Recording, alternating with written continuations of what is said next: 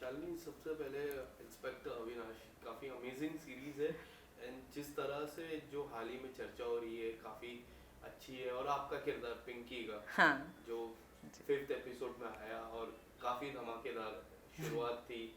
आप काफ़ी अच्छे दिख रहे हो, मैंने जितना भी देखा गन शॉट ये शॉट। बट सबसे पहले शुरुआत करने से पहले जानना चाहूँगा कि किस तरह के रिस्पॉन्स इतने दिनों में आपको आए। जी। मतलब मुझे एक्सपेक्टेशन थी कि कुछ ऐसा आएगा कि अच्छा, क्योंकि वो कैरेक्टर ही इतना अमेजिंग है तो शायद अच्छा रिस्पॉन्स आएगा। लेकिन मुझे इतनी ज़्यादा उम्मीद नहीं थी। मैं सुबह उठती हूँ और मुझे इतने टेक्स्ट आते हैं कि वाह पिंकी आपने ऐसा किया, पिंकी वैसा किया आपने। तो मतलब मेरे लिए मैं बहुत खुश हूँ। मतलब मुझे इतनी ज़्यादा उम्मीद नहीं थी कि इतना ऐसा कुछ होने वाला है, तो बहुत। डेब्यू सीरीज थी हाँ, आपके डेब्यू लिए है मेरा और फर्स्ट। एक जियो स्टूडियो में एक अच्छा प्लेटफॉर्म, ग्रूमिंग हाँ प्लेटफॉर्म जी। बन रहा है। शुरुआत कैसी हुई इसके किरदार के, किस तरह के किरदार आप तक पहुंचा? जी, तो मैं आपको एकदम अच्छा सा इंसिडेंट बताती हूँ। नीरज सर से मैं बहुत पहले मिली थी। मैं एक मॉडल थी, बट किसी के थ्रू ऐसे ही मेरा उनसे नॉर्मल एक इंट्रोडक्शन हुआ। तो मुझे पता चला कि वो डायरेक्टर हैं और कुछ जियो का कुछ काम कर रहे हैं, आई थिंक 3-4 साल पहले। बट मुझे पता ही नहीं था क्योंकि उस टाइम मैं प्रिपेयर नहीं थी एक्टिंग के लिए या किसी भी चीज़ के लिए। तो मैंने मिली और मैं कभी फिर उनसे दोबारा मेरी मुलाकात नहीं हुई। लेकिन उन्होंने पहली बार ही मुझसे एक बात बोली थी कि जिस दिन काम करूँगा उस दिन तुमको ज़रूर याद करूँगा। तो मैंने सोचा कि मुंबई में बहुत सारे लोग ऐसी बातें करते हैं, तो मैंने बोला कि ठीक है, देखा जाएगा। लेकिन जैसे ही उनकी सीरीज़ अनाउंस हुई, उस टाइम में मेरा फर्स्ट ब्रेक किसी और सीरीज़ से हुआ जो शायद अब नहीं आएगी। तो मैं वो शूट कर रही थी और मैं रणदीप हुड्डा की बहुत बड़ी फ़ैन हूँ, तो मैं पूरा टाइम उनका इंस्टा देखती रहती हूँ। तो उन्होंने डाला कि जियो स्टूडियो के साथ और नीरज पाठक के साथ वो ऐसा सीरीज़ कर रहे हैं। तो मैंने सर को एक मैसेज भेजा, कॉन्ग्रेचुलेशन सर, और आप फाइनली मतलब मेरे फेवरेट स्टार के साथ सीरीज़ कर रहे हैं। तो उन्होंने बोला कि आप एक बार ऑफिस आइए, आपसे मुझे कुछ बात करनी है। तो मुझे उस टाइम ही ऐसा हो गया कि मुझसे क्या बात करना चाहेंगे। और जब मैं बहुत बड़ी फ़ैन हूँ रणदीप की, तो मैंने कभी सोचा ही नहीं था कि मेरा पहला डेब्यू उनके साथ हो सकता है।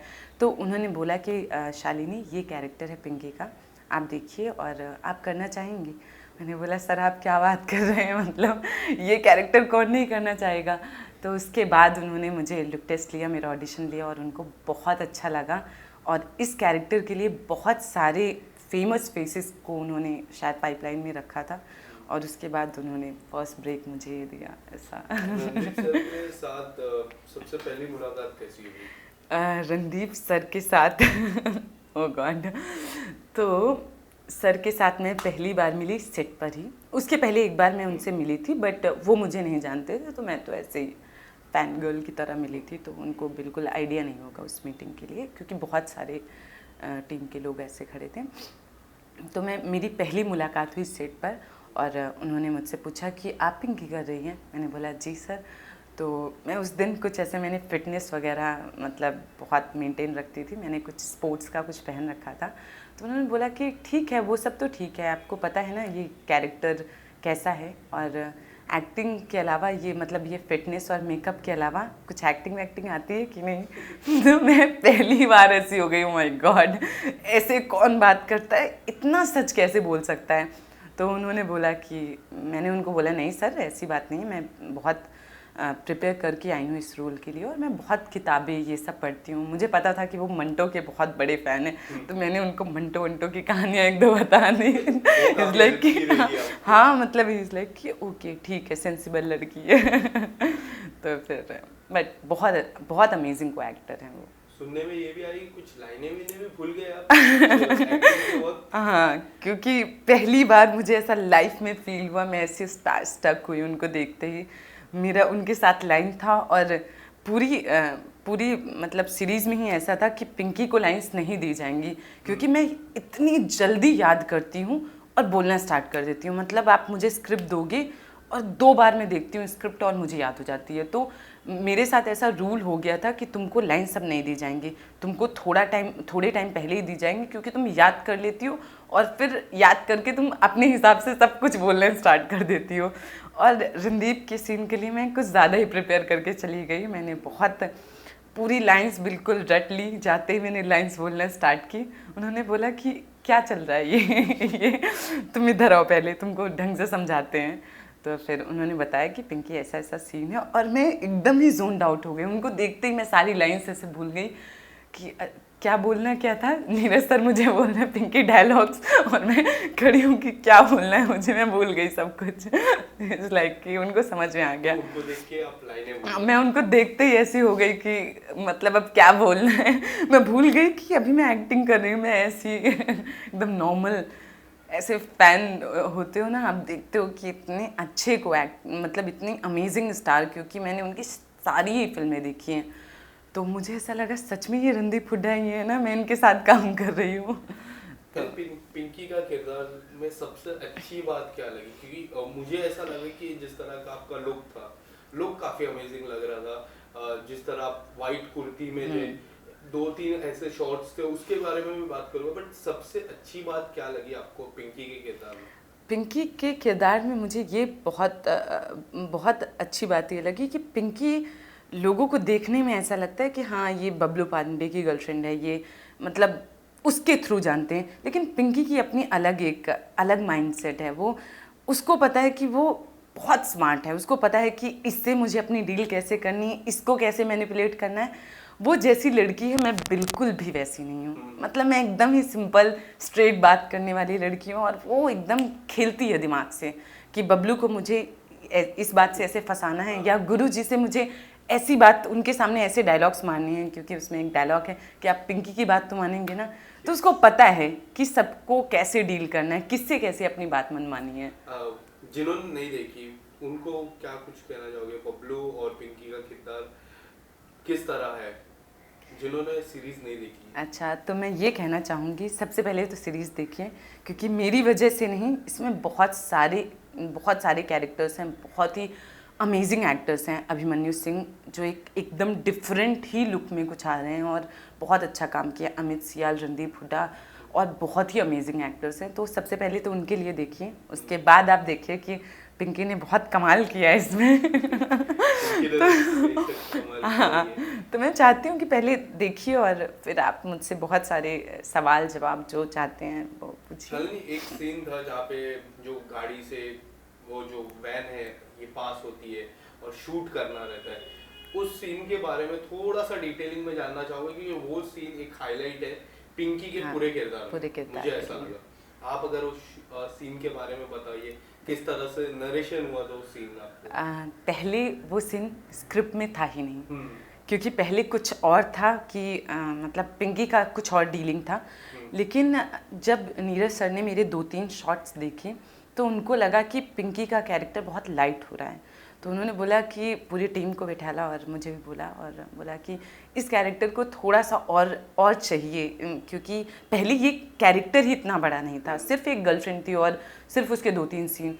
बट नीरज सर ने मेरे बहुत सारे सीन्स बढ़ाए, क्योंकि उनको लगा कि मैं बहुत अच्छा परफॉर्म कर रही हूँ। उनको लगा कि ये एक कैरेक्टर है फीमेल्स में जो मतलब बहुत ज़्यादा हाईलाइट होगा। उन्होंने मुझे सेट पर ही बोल दिया था कि एक दिन ऐसा होगा कि लोग पिंकी ऐसे गूगल करेंगे, सर्च करेंगे और बोलेंगे कि पिंकी कौन है, क्या है, और सेम वो सारी चीज़ें हो रही हैं। तो उन्होंने ही मुझे पूरा सीन ये बनाया गया है, पूरा क्रिएट किया गया है, नीरज सर ने पूरा क्रिएट किया, और उसके बाद ये सीन डाला कि ऐसे हाथ आएगा, ऐसे निकलेगी गन और पिंकी ऐसे शूट करेगी और उसका ये क्लोजअप होगा, पूरा ही उन्होंने क्रिएट किया।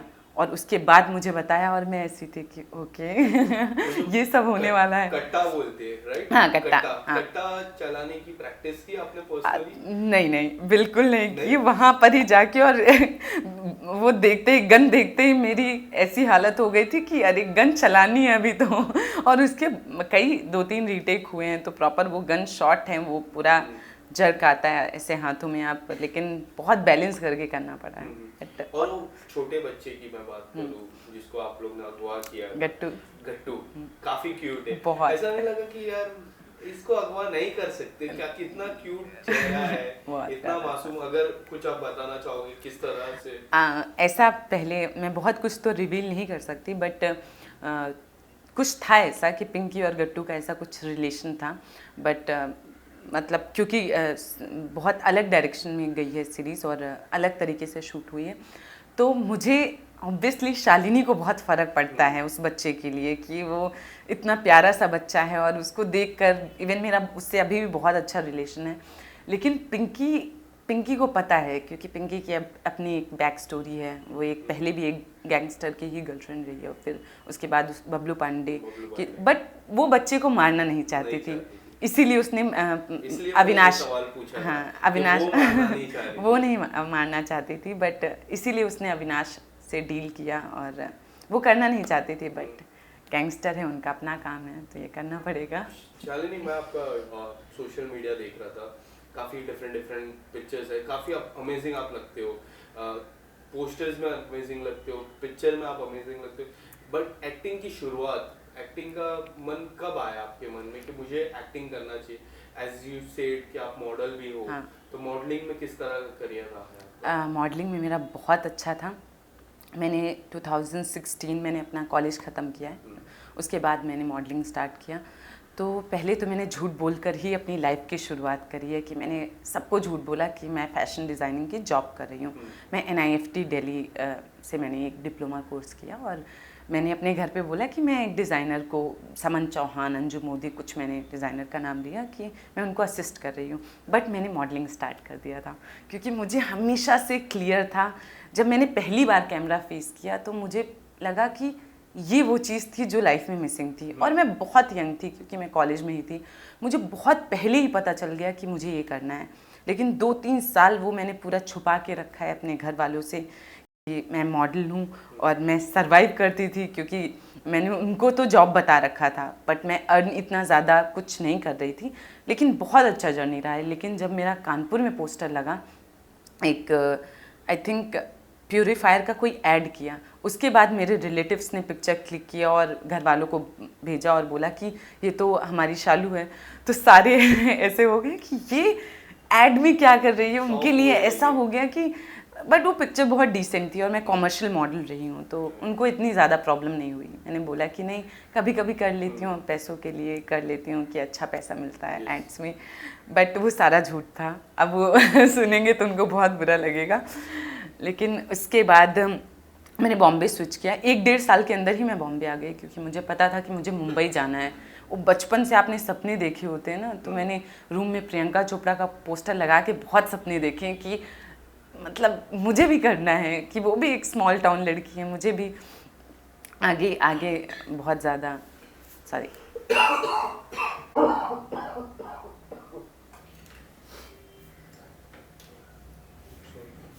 ये शालिनी जी। तो इसके अलावा जिस तरह शुरुआत हुई है, एक नेगेटिव किरदार से शुरुआत हुई, तो ये मन में लगा कि आने वाले समय में भी नेगेटिव किरदार ही ऑफर होगा या फिर अच्छा ऑफर होगा, क्योंकि हम देखते हैं काफी सारे स्टार्स हैं, शुरुआत नेगेटिव किरदार से करते हैं, आज बड़े स्टार बन जाते हैं। सबसे बड़ा एग्जांपल हम सभी को पता है, शाहरुख खान, अरे और आज आई थिंक इस दुनिया के सबसे बड़े स्टार हैं। किस तरह से देखते हो आप ये नेगेटिव किरदार, शुरुआत में एक किक स्टार्ट मिला है करियर को?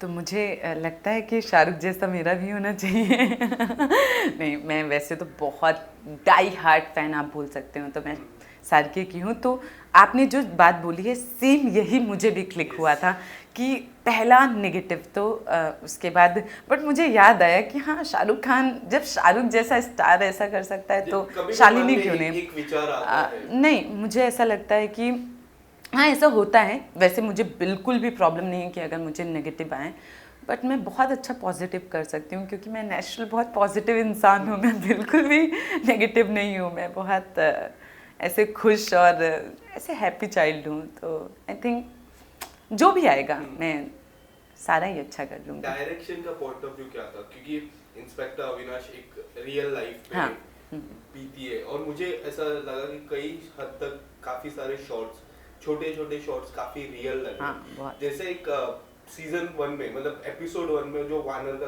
किया, हाँ।